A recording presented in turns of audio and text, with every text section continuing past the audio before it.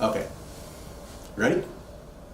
Hello, I'm Michael Scharf. I'm the Dean at Case Western Reserve University School of Law, and I'm very excited to be part of your celebration for Ved Nanda.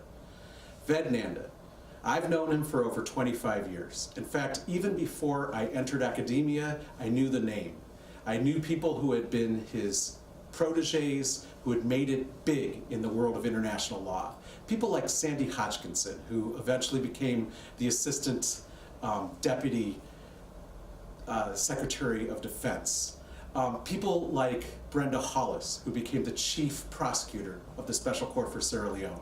And I heard that Ved was famous for these things called having weekly wine and cheese for world peace celebrations at his school. And it sounded like such a way to motivate students and launch them on their careers. It's something that I've tried to emulate over the years. Once I became an academic, I got to know Ved much better because we served on various boards together, like the board of directors of the International Law Students Association that runs the Jessup International Law Moot Court, and the executive committee of the International Law Association's American branch.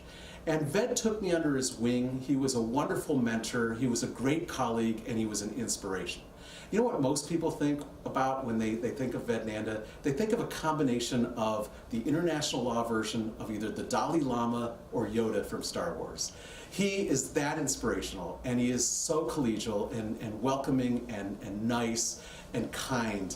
But he's also a superstar expert in the field. So, for example, recently when Cambridge University asked me to publish a book on piracy, I said the only way I'm going to do that is if I can get Ved Nanda to write a keynote chapter that really will anchor that book, because Ved is the world's super expert at piracy.